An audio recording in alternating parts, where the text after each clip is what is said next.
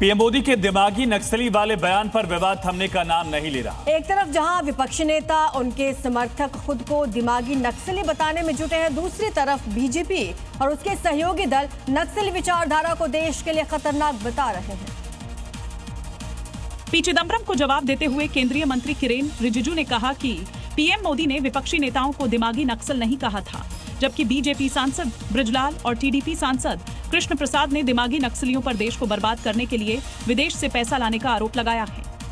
ये दिमागी नक्सली जंगलों में बेघरों में नहीं रहते, ये हथियार लेकर नहीं चलते, ये गोलियां नहीं चलाते, ये सिर्फ और सिर्फ अपना दिमाग चलाते हैं। दिमागी नक्सलाइट सेमिनार करवाते हैं, एसी हॉल में सेमिनार कराते। ये दिमागी नक्सलाइट विदेश से पैसा लेके आते हैं हमारे देश को बर्बाद करने के लिए।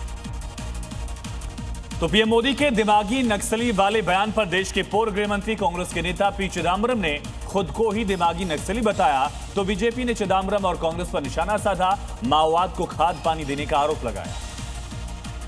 बीजेपी नेता रविशंकर प्रसाद ने चिदम्बरम के बयान पर निशाना साधा और सवाल किया कि क्या तब सही था जब बस्तर, सुकमा, छत्तीसगढ़ में और गढ़चिरौली में रोज हत्याएं होती थी, और अब जब देश से नक्सलवाद खत्म हो चुका है तो कांग्रेस सत्ता के लिए माओवाद को समर्थन दे रही है। प्रधानमंत्री ने दिमागी नक्सल की बात की थी, जो अर्बन नक्सल होते हैं, जो पूरे माओवादी के आंदोलन को खाद पानी देते हैं, उनके पक्ष में वातावरण बनाते हैं, उनके लिए लेख लिखते हैं, उनके हिंसा को एक बौद्धिक कलर देते हैं, संविधान में विश्वास नहीं करते। आप उसी पर चल रहे हैं क्या चिदम्बरम साहब? भोपाल से कांग्रेस विधायक आरिफ मसूद ने पीएम मोदी के स्वतंत्रता दिवस के संबोधन पर नाराजगी जताई, सवाल उठाया। कांग्रेस विधायक ने कहा कि देश की आजादी में सबका योगदान है, तो फिर पीएम ने मुस्लिम स्वतंत्रता सेनानियों का नाम क्यों नहीं लिया? आरिफ मसूद ने प्रधानमंत्री को ज्ञापन भेजकर इसे मुस्लिम स्वतंत्रता सेनानियों के बलिदान के साथ अन्याय बताया और उनके योगदान को भी देश के सामने रखने की मांग की और कहा कि आजादी की लड़ाई में हर समुदाय का योगदान था।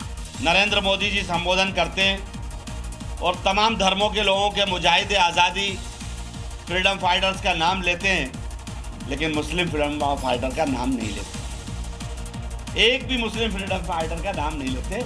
इसीलिए मैंने आज अपने पीछे संविधान जो बना, जो किताब में सारे फ्रीडम फाइटर थे उनका वो फोटो और कुछ मौलानाओं का यादगार के रूप में सिंबॉलिक मैंने ये फोटो लगाए अपने दोनों तरफ।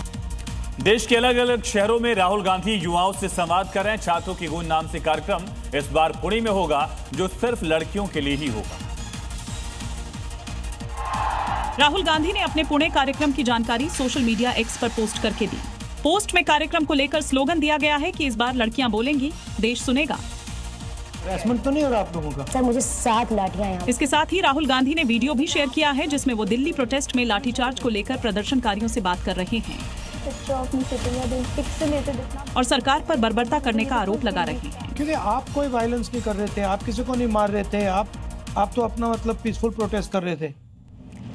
मध्य प्रदेश के विदिशा से इंसान और जानवर के बीच प्रेम का अनोखा मामला सामने आया। एक शख्स ने अपनी बकरी की मौत पर न सिर्फ उसका विधि विधान से अंतिम संस्कार किया, बल्कि बकरी की 13वीं की गांव के 500 लोगों को खाना खिलाया।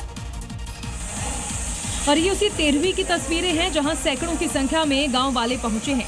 दीवार पर कटोरी यानी बकरी की तस्वीर लगी है और उसे श्रद्धांजलि दी जा रही है। दरअसल नवल सिंह का दावा है कि उसके पास बकरी करीब 20 साल से थी और उससे इंसानों जैसा लगाव हो गया था, लेकिन उसकी मौत हो गई। इसके बाद प्रशासन ने परमिशन देकर उसका दाह संस्कार किया। इसके बाद बकायदा शोक पत्र छपवाए गए। इंसान और जानवर के बीच का ये रिश्ता देखकर लोगों ने इसे सराहा है। वहीं ये खबर खूब सुर्खियां बटोर रही है।